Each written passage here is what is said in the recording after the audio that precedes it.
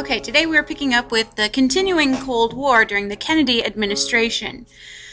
Obviously, there was a big concern with Berlin. Berlin was a place that we wanted to keep contact with in order to kind of keep tabs on the Soviet Union. Well, West Berlin was democratic and it was very, very prosperous. And East Berlin was communist and it was struggling quite a bit. And so what we're going to see happen in Berlin is this mass exodus of refugees going to West Berlin. Roughly 3 million are going to move into West Berlin. That's about 20% of the population. Well, Khrushchev really wants the United States and any Western influence out of West Berlin, and so he's going to threaten to close all the access roads into West Berlin, sort of like what Stalin did with the Berlin blockade, kind of along that line. And Kennedy, however, is going to refuse to give up the access points. Khrushchev knows that he can't overcome the U.S. nuclear striking power, so he doesn't close off the air or the land routes. He just basically says this is a battle he's not going to be able to win.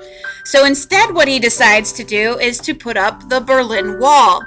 August 13th, 1961, construction will begin on this wall between West and East Berlin, and the entire wall will be completed in just a matter of days. It really doesn't take very long. But the wall is going to end this crisis in Berlin of the mass exodus of refugees, but it does increase the tensions between the east and western side. So it does reduce the flow of refugees, but it becomes this symbol of communist oppression, that it won't let its people decide for themselves if they want to be democratic or communist. So Kennedy is going to try and come up with some ways to ease that tension between the Soviet Union and the United States. And one of the things that he's going to do is in April of 1963, a hotline is going to be established between the White House and the Kremlin so that they have direct communications with each other in the time of a crisis, that they can directly call each other and speak to each other rather than going through ambassadors or back channels or anything like that. This would provide more clear, concise conversation between the two. The second thing is that a limited test ban treaty will be passed, and this is going to bar nuclear testing in the atmosphere. Again, trying to step down the amount of tension and the amount of brinksmanship that's going on between the U.S. and the Soviet Union. So that is basically Kennedy's kind of take on how to deal with Khrushchev, being strong and firm, but also allowing for open communication. Now, the Kennedy years themselves are often called the Camelot years. This was considered a new era at the White House, filled with grace and elegance and wit. The Kennedys themselves gave special recognition to American art and culture, and so brought that to American attention. It's called the Kennedy mystique, that they just had this power, they had this charisma that drew people to them. Now, critics of the Kennedys said that while below the surface, Kennedy really didn't have a whole lot going on. He was all show, not a whole lot going on. But the public is very fascinated by the Kennedys, especially the fact that Kennedy's the youngest president. He's got a young wife. He's got young children in the White House. Jackie Kennedy, his wife, was looked to as a leader in fashion and culture. And the reason they get the nickname of the Camelot years is because in 1960, the same year Kennedy is elected to president, there's a Broadway musical called Camelot that opens on Broadway. And the Kennedy White House is going to remind many people of the Camelot of King Arthur's time, where they were the leaders of culture and fashion and peace and hope and all that kind of stuff. So that's kind of where that whole idea comes about, that the ideals of Camelot, King Arthur's Camelot, were kind of coming true, or were the same ideals of the Kennedy White House. And there was a promise of progress, that there would be changes that would happen.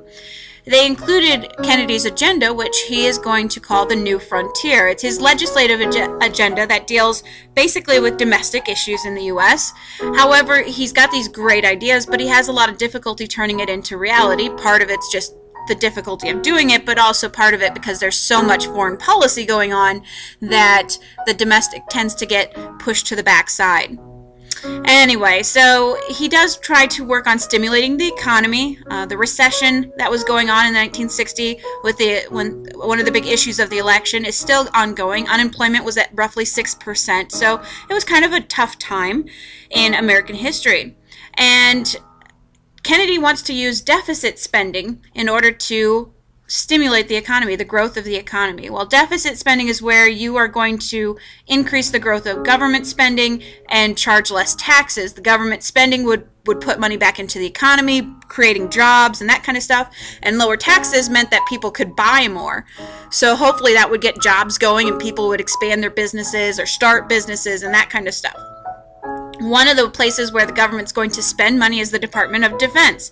Department of Defense is going to get a 20% increase in its budget with the Kennedy administration. The minimum wage will also see an increase as well. It will increase to $1.25 an hour. In addition to these things, Kennedy wants to address poverty abroad, and so he is going to create the Peace Corps. And this is a program of volunteers who go to developing nations in Asia and Africa and Latin America and offer assistance, whether it be in education or digging wells or showing them new farming techniques or whatever. And it's a huge success, the Peace Corps is. By 1968, over 35,000 volunteers served in 60 different nations around the world to make and improve conditions around the world. Another organization that will be created is the Alliance for Progress, and this is economic and technical assistance that would help out Latin American countries to improve their standards of living. Basically, the idea is if we help out Latin America and make them stronger, this would prevent Castro from spreading his ideas or his influence about communism.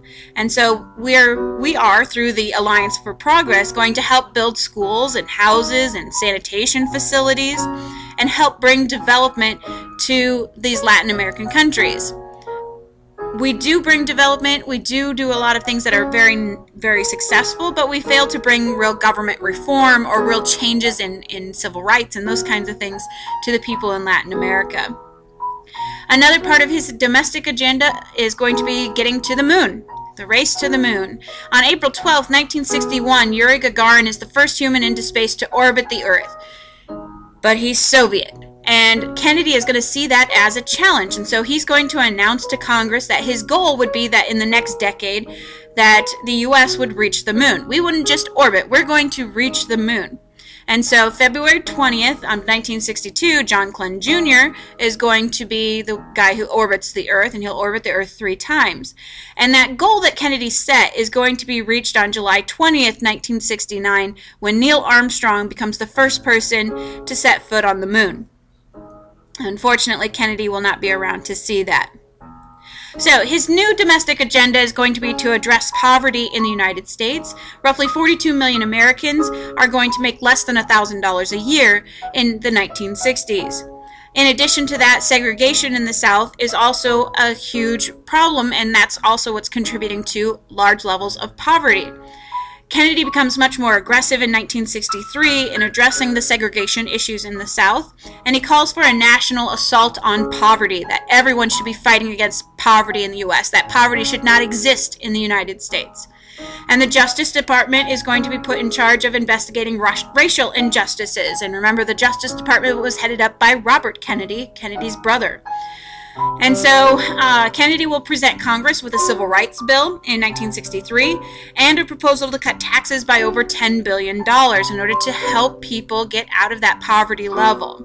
Now, unfortunately, these two things were tied together, the tax cuts with the civil rights bill, and so neither one of them pass because of the other thing.